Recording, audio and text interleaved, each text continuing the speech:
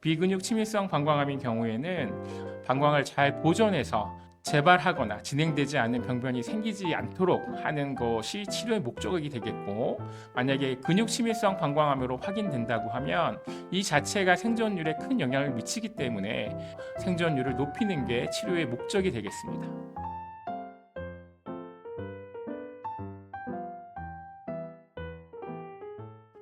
안녕하세요. 저는 칠곡 경북대학교 병원 비뇨의학과에서 근무하고 있는 김태현입니다. 제가 오늘 말씀드릴 내용은 방광암 치료의 새로운 흐름, 수술부터 최신 약물까지 라는 주제로 여러분께 말씀을 드리도록 하겠습니다. 먼저 오늘 제가 말씀드릴 내용에 대한 기호를 잠깐 소개해 드리겠습니다.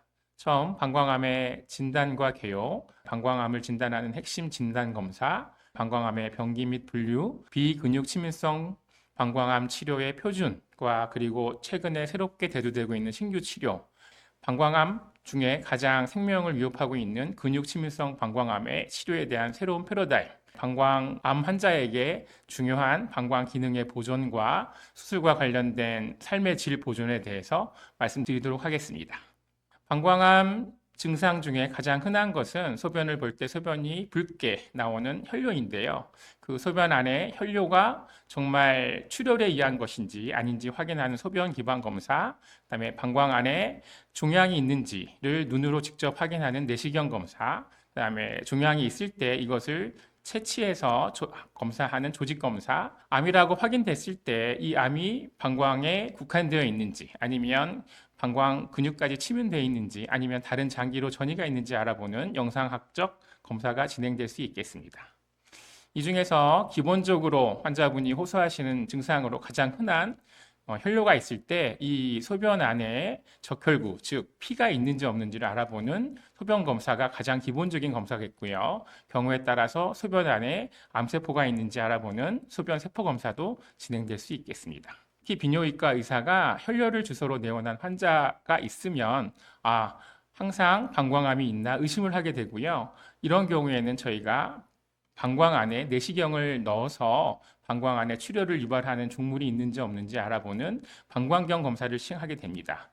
이 검사를 통해서 종양이 있는지, 그다음에 있다고 하면 위치가 어딘지, 그다음에 개수가 몇 개인지, 필요한 경우에는 그 내시경에서 바로 생검까지 진행될 수 있겠습니다. 예전에는 굴곡성 연성 방광 내시경이 없어서 통증이 많이 심했는데 최근에는 연성 방광 내시경을 이용해서 환자분이 느끼는 고통이 많이 줄어들어서 최근에는 편하게 검사를 진행할 수 있겠습니다. 이렇게 방광 내시경을 통해서 방광 안에 이런 형태의 혹이 있는 게 확인이 되고, 그 모양이 방광에 생기는 방광암과 유사하다고 판단이 되면 비뇨기과 의사는 환자분에게 일단 방광에 보이는 것을 깨끗하게 제거를 하고 제거된 것을 바깥으로 채집을 해서 병리과로 이관을 해서 조직 검사를 의뢰를 하고 그 조직 검사 결과에 따라서 이게 암세포로 구성되어 있는지 그렇지 않은지를 확인하는 그런 절차를 진행하게 되는데, 그것이 바로 경요도 방광종양 절제술이라고 표현됩니다. 이게 왜 중요하냐면 방광의 최초의 병리학적 진단을 할 수 있고요. 눈에 보이는 것을 최대한 깨끗하게 제거하는 이런 치료적인 가치가 있기 때문에 방광암의 진단과 치료에 가장 중요한 첫 번째 검사이자 치료의 방침이라고 생각하시면 되겠습니다. 이렇게 경요도적 방광종양술을 시행하고 채집된 조직을 통해서 병리과 검사를 받고 방광암이라고 확인이 되면 이 방광암이 방광 안에만 국한되어 있는지 다른 곳으로 전이가 되어 있는지 상부 요로, 요관이나 신우 등에도 영향을 끼치고 있는지 알아보는 CT와 MRI, 볼스캔 같은 검사들이 진행이 되고 이것을 통해서 병기가 결정되겠습니다. 일단 근육 침입성 방광암과 비근육 침입성 방광암은 이전에 말씀드렸던 방광종양 경요도 방광종양 절제술을 통한 조직 검사에서 이제 확인이 되는 거고요. 여기 이제 그림에서 보는 것처럼 이 가장 바깥쪽에 있는 이 점막에만 국한되어 있는 종양, 상피내암, 그다음에 TA 병기, T1 병기까지는 종양 자체가 밑에 고유 근층까지 침입이 안 되어 있는 비근육 침입성 방광암으로 분류가 되겠고요. 이제 근육까지 들어간 그다음에 근육 바깥까지 나간 경우에는 T 병기가 2, 3, 4 이렇게 병기가 진행된 것으로 표현할 수 있습니다. 여기서 말하는 T 병기는 종양의 침연 깊이를 표현하는 방식이고요. 그거를 통해서 비근육 침입성인지 근육 침입성인지 방광암인지 구분을 하게 되고, 비근육 침입성 방광암인 경우에는 방광암을 통해서 환자분이 생명이 단축되거나 이럴 가능성이 적은 상황이라고 판단을 하고, 방광을 잘 보존해서 재발하거나 진행되지 않는 병변이 생기지 않도록 하는 것이 치료의 목적이 되겠고, 만약에 근육 침입성 방광암으로 확인된다고 하면 이 자체가 생존율에 큰 영향을 미치기 때문에 암이 다른 곳으로 방광 바깥으로 퍼지기 전에 근치적 방광 절제술을 진행을 해서 생존율을 높이는 게 치료의 목적이 되겠습니다. 앞에서 말한 두 가지 종류에 따라서 치료 방침이 완벽하게 다르기 때문에 먼저 비근육 침입성 방광암에 대한 표준 치료에 대해서 말씀드리겠습니다.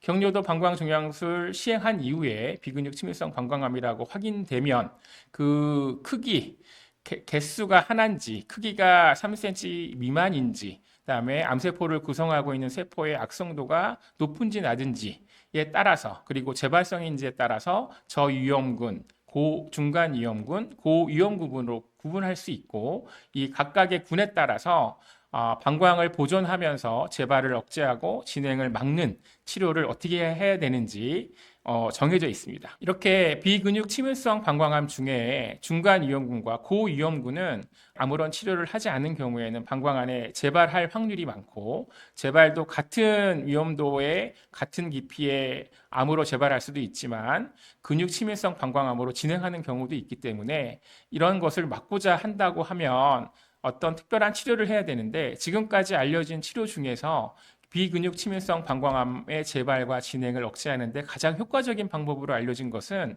이 BCG, 결핵 예방 접종할 때 그 균인데요. 방광 안에다 희석해서 이렇게 주입을 하게 되고, 이 BCG 희석된 액체가 방광 안에 들어오면 이거 자체가 이제 방광 안에 면역 반응을 활성화하게 하고 전신 면역 반응을 일으켜서 방광암 세포를 잡아먹는, 죽이는 기전을 발휘하게 됩니다. 치료는 쉽게 진행되는 게 아니고요. 보통은 기본적으로 이 면역 반응을 유도하는 6번의 치료가 필요하고요. 일주 단위로 6번 진행이 되고, 그 이후에 검사를 해서 효과가 있다고 판정이 되면 3개월, 6개월, 12개월 이런 단위로 지속적인 치료가 필요하겠습니다.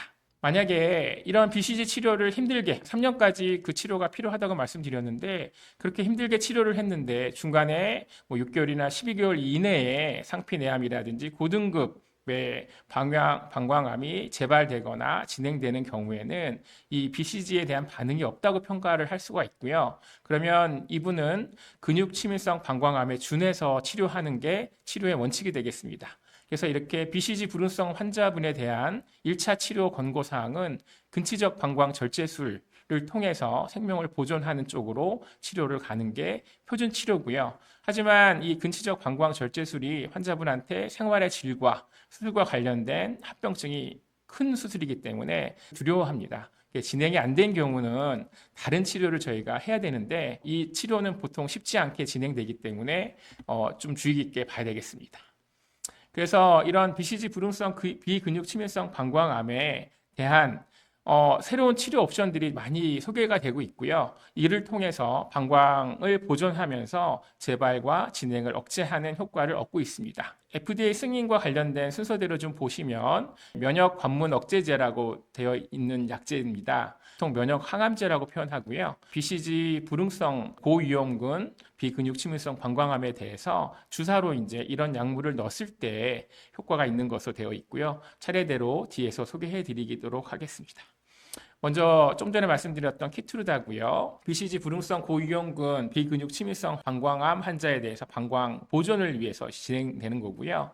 한 41% 환자가 3개월 내에 완전 관해를 보였고, 지속되는 효과도 좀 오래된 것으로 알려져서 2020년도에 미국에서 승인을 받고, 현재는 한국에서도 허가사항으로 같은 위험군에 있는 환자분들한테 치료제로 적용되고 있습니다.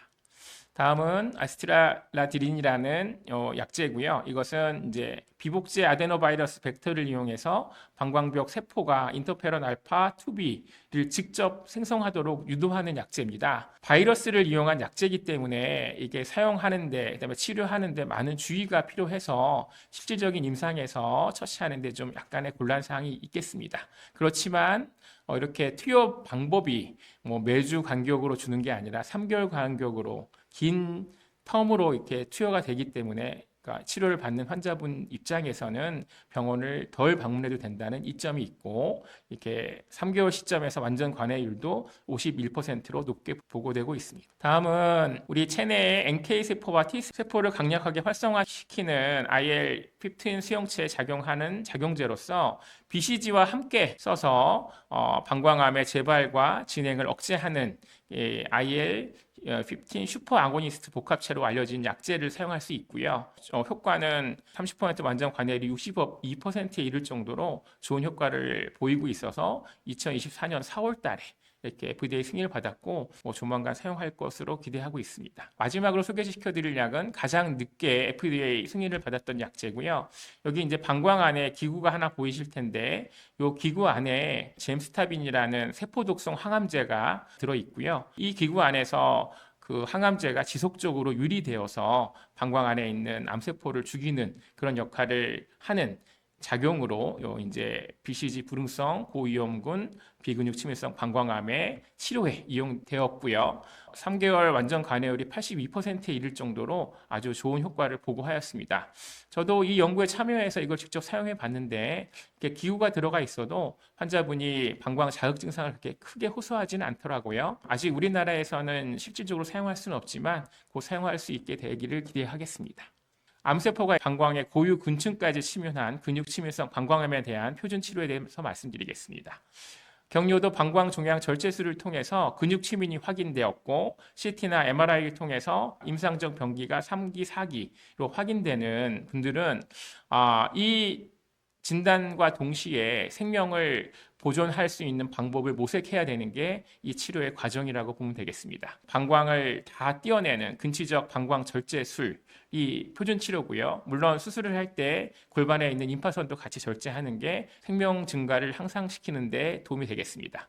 근데 단순하게 이것만 해서는, 수술만 해서는 그 종양학적 결과와 생명 보존의 이점을 확실하게 얻을 수 없기 때문에 이 효과를 극대화시키기 위해서는 수술 전에 항암 치료를 하는 게 좋다고 알려져 있고요. 그 항암 치료는 이제 세포독성 항암제고요. 시스플라틴과 젬스타빈, 엠백이라는 다수의 항암제를 조합해서 쓰는 항암제가 수술 이전에 사용했을 때 수술의 결과를 좋게 하고 생명 보존의 효과를 높인다고 명확하게 확인되었습니다.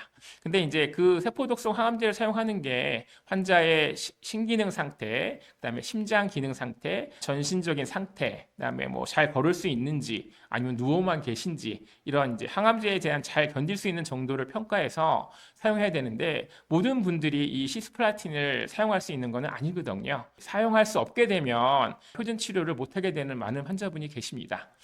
표준 치료를 접근함에 있어서 이런 이제 선제적인 신보조 항암 치료가 중요하다를 이해하시면 되겠습니다. 수술을 앞에 하는 항암 치료를 이제 신보조 항암 치료라고 하고 수술 끝난 다음에 하는 거를 보조 항암 치료라고 합니다. 예, 앞서 말씀드렸지만 표준 치료로 제공된 거는 신보조 항암 치료를 하고 근치적 방광 절제술을 하는 게 표준 치료입니다. 그 이유는 신보조 항암 치료가 보조 항암 치료보다 월등한 효과가 있기 때문에 생존율을 명확하게 거의 10% 가깝게 향상시키고 그다음에 적출된 방광에 암이 남아있지 않은 그 병리학적 완전 관해율의 도달률이 더 높아지기 때문에 이 신보조 항암제가 효과가 있다. 그래서 이제 임상에서 혹시나 환자분이 근육침인성 방광암으로 진단이 되고 담당 교수님이나 과장님과 상담을 할 때 신보조 항암 치료의 얘기를 하시면 이걸 내가 잘 해서 이 수술의 결과를 좋게 같이 해야 되겠구나 이렇게 이해하시면 되겠습니다. 여기서 이제 기존의 시스플라틴을 이용한 신보조 항암 치료의 효과가 더 좋은 효과를 얻기 위한 연구들이 수행이 됐고요. 그 중에 한 서너 가지가 좋은 결과를 얻었는데 여기 이제 먼저 소개시켜 드릴 내용은 나야가라 스타디라고 하는 연구입니다. 이제 시스플라틴이라는 세포독성 항암제를 신보조요법으로 사용 가능한 환자를 대상으로 해서 기존에 사용하던 시스플라틴과 젬스타민과 그다음에 이 새로운 면역 항암제를 첨가해서 수술 전에 치료를 하고 수술 이후에 그 면역 항암제를 이어서 줬을 때 그렇지 않은 분에 비해서 수술 시행률에는 큰 상관이 없고 그다음에 전체 생존율의 향상을 명확하게 증명을 했고요. 면역 항암제를 추가해서 치료하는 게 수술 시행률과 안전성에 문제가 없더라.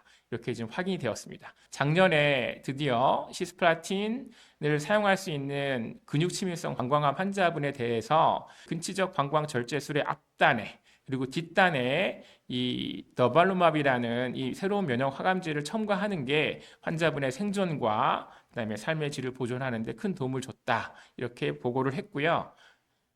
약제는 이제 더발루맙이고요. 상품명은 인핀지라는 약입니다. 결국은 2024년 그다음에 NEJM 논문에 이제 실리면서 통계적으로 전체 생존율을 확보를 했고 전단에 항암 치료를 하고 그다음에 방광을 떼어냈을 때 방광 안에 남아 있는 암이 없는 확률을 많이 개선시키는 것으로 확인이 되어서 미국 포함해서 우리나라에서도 신보조 항암 치료에 인핀지를 사용하는 약제가 표준 치료로 인정받고 있습니다. 이건 또 다른 연구고요. 이 두 번째로 소개시켜드릴 연구는 키노트 905라는 연구고요. 근데 이 환자는 신보조요법으로 시스플라틴을 사용할 수 없는 몸 상태를 가진 환자분들을 대상으로 두 가지 면역 항암제와 또 다른 그 약물과 그다음에 결합된 어떤 특별한 약제를 통해서 치료 효과를 얻는 연구가 있었고요. 이 연구를 통해서 시스플라틴을 사용할 수 없는 환자분들에 대해서 이러한 병합요법을 통해서 생존율을 향상시켰다. 이런 중간 결과 보고가 있었습니다. 여기에 사용된 상품명은 파드세비고요. 이 약을 면역 항암제와 동반해서 썼을 때 방광에서 제일 많이 발생하는 조직학적 암의 분류가 요로상피암인데요. 이미 전이가 되어 있고 수술할 수 없이 진행되어 있는 환자분들한테 이 두 가지 약제를 병합했을 때 생존율을 높일 수 있다는 근거는 이미 확보를 했습니다. 아직까지는 근육치밀성 방광암의 신보조요법으로는 명확한 결과를 얻지는 못했지만 중간 결과에서는 키노트 B15, EB304라는 연구를 통해서 그 두 가지 약제를 사용했을 때 병리학적 관해와 생존율을 향상시킬 수 있다는 것을 확인했습니다. 그래서 저는 이제 방광암 환자를 보면 뭐 경료도 방광 절제술도 하고 근치적 방광 절제술도 하는 서전 입장에서 보면 신보조 항암 치료를 한 다음에 방광을 드러내었을 때 방광 안에 암이 남아있지 않는 병리학적 완전 관해율이 높을수록 결국은 이 환자분의 생명 보존이 잘 된다라는 걸 알고 있고요. 근데 이제 이 나야가라 스타디에서 기존에 대비한 치료에 비해서 월등하게 높은 그런 성적을 보였고요. 이제 지금은 방광을 드러내는 수술에 관련된 내용을 말씀드리겠습니다. 여기서 근치적 방광 절제술이라고 표현했는데 근치적이라는 표현은 방광을 포함해서 방광암이 주변으로 전이나 국소 침윤을 보일 수 있는 장기들을 다 깨끗하게 제거하는 수술을 말씀드릴 수 있겠습니다. 그래서 남자는 전립선, 정낭을 함께 절제하는 거고 여자는 전통적으로는 자궁, 난소, 질의 일부까지 함께 제거를 하고 골반 임파절 절제술을 같이 하는 것을 근치적 방광 절제술이라고 표현하고요. 만약에 우리 몸의 방광이 하는 기능이 신장에서 만들어진 소변이 요관을 타고 방광에 모이면 일정 시간 동안 소변을 저장했다가 더 이상 저장할 수 없을 때 소변을 배출하는 저장과 배출의 두 가지 기능을 갖고 있는데 그런 방광을 이 근치적 방광 절제술로 제거한다면 이 소변을 저장했다가 배출하는 통로가 필요할 것입니다. 근데 그거를 같이 만들어주는 수술이 필요하고요. 반드시 그걸 요로 전환술이라고 합니다. 그래서 근치적 방광 절제술은 방광도 제거하고 골반 임파선 절제술도 하고 그 다음에 방광을 대체하는 이 요로도 만들어주고 이런 세 가지 수술이 합쳐져 있는 수술이라 수술 시간도 굉장히 오래 걸리고 환자분이 이 수술과 관련된 합병증 위험도 굉장히 높게 되겠습니다. 그래서 이제 방광을 다 제거를 하면 소변을 배출할 수 있는 통로를 만들어야 되는데 현재 제일 많이 이루어지고 있는 방법이 두 가지고요. 동속성 정의 심방광이라고 해서 장을 길게 잘라서 몸의 외부의 몸 변화 없이 소변을 자가 배뇨할 수 있게 만드는 것. 그다음에 회장도관이라고 해서 몸에 소변 주머니를 차서 소변이 계속 배출되는 장치를 만드는 두 가지가 가장 대표적입니다. 근데 이 수술을 하는 방법은 굉장히 여러 가지 방법이 있습니다. 뭐 복강경 수술을 할 수도 있고요. 로봇으로 수술을 할 수도 있고 전통적으로는 배꼽 밑으로 절개를 해서 개복해서 하는 수술로 진행될 수 있겠습니다. 최근에는 이제 저희 나라에 로봇 시스템이 많이 개발되고 보편화돼서 로봇을 이용해서 근치적 방광 절제술을 하는 경우가 많고요. 뭐 적응증은 이제 뭐 방광 적출술이 필요한 모든 사람이 대상이 되겠고요. 장점은 개복 수술에 비해서 출혈이 적고 회복 기간이 빠르고 대신 개복해서 수술하는 것과 중형학적 결과는 같고 그다음에 경우에 따라서는 숙련된 술자에 대해서는 배 안에서 요로 전환술을 직접 시행할 수 있다는 장점이 있겠습니다. 하지만 이 로봇 수술에 대한 숙련도가 이 수술의 결과와 큰 영향을 미치기 때문에 그 수술을 로봇으로 할지 아니면 개복으로 할지는 담당 선생님과 심도 깊게 상의해서 결정하시는 것이 좋겠습니다. 최근에 저희 나라에서 사용되는 로봇 수술 시스템이 여러 가지가 있는데요. 다빈치라는 시스템이 가장 보편적이고요. 뭐 휴고라스라든지 벌시우스 같은 약간의 모양이 다르고 이렇게 사용 방법이 다른 다양한 로봇 시스템이 발표되고 있습니다. 방광을 띄었으면 요로 전환술에 앞서 잠깐 말씀드렸는데 요로 전환술에 대해서 좀 중요한 두 가지에 대해서 자세하게 좀 살펴보겠습니다. 이거 이제 제 환자분의 사진이고요. 이분은 방광을 띄고 방광을 대체하는 그 방광을 요도랑 이렇게 연결시켜 넣어서 이걸 이제 저희가 정의 동소성 심방광이라고 하고요.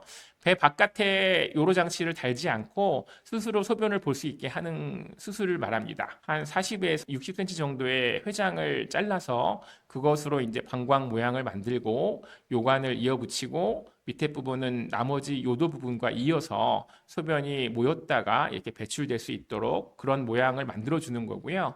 태어나서 갖고 있던 방광이 없어지는 거라서 이 장으로 만든 방광이라서 새롭게 다시 배뇨하는 학습과 연습이 필요합니다. 그 연습이 잘 안 됐을 때 밑에 보이는 뭐 요조류라든지 요로 감염이라든지 여러 가지 문제가 생길 수 있기 때문에 수술 이후에 이거를 잘 관리할 수 있는 신체적인 조건, 인지 기능 이런 게 받쳐주는 분들한테 진행될 수 있겠습니다. 다음은 뭐 고령의 환자분한테 많이 시행되는 거고요. 배 바깥에 이런 소변이 흘러나오는 통로를 이렇게 만들어주는 거고요.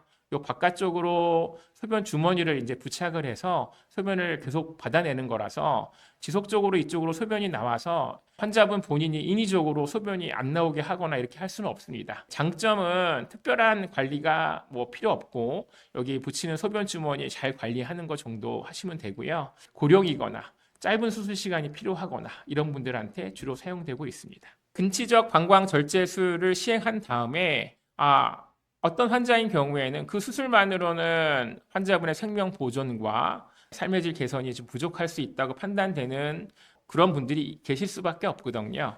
그런 분들에 대해서 근치적 방광 수술을 해서 조직 검사를 했더니 아직도 방광 안에 깊은 암이 남아 있는 분에 대해서는 면역 항암제를 사용해서 생명률을 높일 수 있다 이렇게 알려져 있고요. 근치적 방광 절제술의 앞단에 그다음에 수술하고 뒷단에 이어서 쓰는 임핀지라는 더발루맙을 사용해서 생명 보존 효과를 올릴 수 있겠습니다. 그리고 최근에 아직 결과가 확정된 건 아니지만 중간 결과에서 근치적 방광 절제술 이후에 ctDNA라고 몸에 돌아다니는 암세포에 대한 DNA 검사를 해서 그게 만약에 포지티브로 나온다고 하면 이런 면역 항암제를 추가해서 쓰면 생명률을 좀 더 올릴 수 있다. 이런 연구 결과가 보고되고 있습니다. 근육 치밀성 방광암의 표준 치료인 근치적 방광 절제술에 대해서 말씀드렸고요. 모든 분들한테 다 시행할 수는 없겠죠. 환자분들이 수술 이후에 떨어지는 삶의 질, 긴 수술과 장과 관련된 문제들, 합병증으로 고통받는 분도 많기 때문에 방광 부분 절제술을 시행할 수 있겠는데 그 담당 선생님과 수술 범위나 환자 선별에 대해서 내가 이 수술을 받을 수 있는지 그런 환자인지에 대해서는 담당 의사 선생님과 심도 깊은 대화를 나누고 진행돼야 되는 수술이 되겠습니다. 근육치밀성 방광암 환자는 생명을 보존하기 위해서는 무조건 방광을 다 띄워야 되느냐? 꼭 그렇지는 않거든요. 방광을 보존하면서 방광을 다 띄는 수술의 결과에 비슷한 치료가 있을까에 대한 연구는 계속 진행되고 있고요. 그 중에 가장 대표적인 게 방광 보존 치료 중에 3중요법인데요. 수술 전에 경요도 방광종양 절제술을 적어도 유관적으로는 방광에 암이 남아있는 소견이 없게 최대 경요도적 방광종양 절제술을 하고 동시에 근육치밀성 방광암에 사용하는 신보조 항암 치료, 수술을 대체할 수 있는 방사선 치료, 이렇게 세 가지를 동시에 하는 거고요. 이 세 가지를 조합해서 반응을 평가를 해서 암이 남아있는 게 없다고 판정되면 방광을 보존하면서 경과를 보실 수 있고요. 만약에 실패하면 구제 근치적 방광 절제술을 시행해야 되는 경우도 있는데, 이 역시 앞서 말한 방광 부분 절제술과 같이 환자분과 담당 선생님의 깊은 상의가 선제적으로 진행이 된 다음에 결정해서 진행돼야 되겠습니다. 현재 다양한 연구들을 통해서 이런 방광을 보존할 수 있는 연구들이 진행되고 있고요. 대부분의 경우는 방사선 치료, 최대 경요도 방광 절제술, 면역 항암제를 이용한 연구들이 다수 진행되고 있습니다. 지금까지 방광암의 진단과 경요도 방광 종양 절제술을 통해서 근육치밀성 방광암과 비근육치밀성 방광암에 대한 표준 치료, 비근육치밀성 방광암의 재발과 진행을 억제하는 BCG 치료, 그다음에 그 BCG 치료가 잘 반응하지 않는 그런 위험군에 대해서 또 새로운 치료 방법을 말씀드렸고요.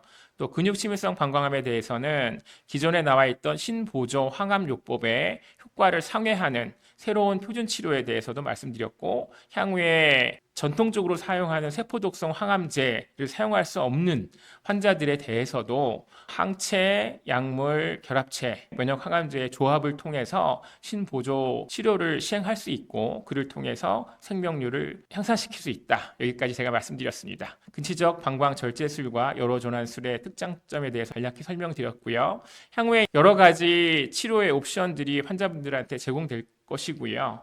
가능한 한 모든 치료의 방향은 방광암 환자이지만 최대한 방광을 보존을 해서 삶의 질을 유지하는 방향으로 진행이 될 것입니다. 중요한 것은 지금 이 방송을 듣는 많은 분들이 방광암을 앓거나 방광암 환자분을 모시고 있는 가족분일 텐데요.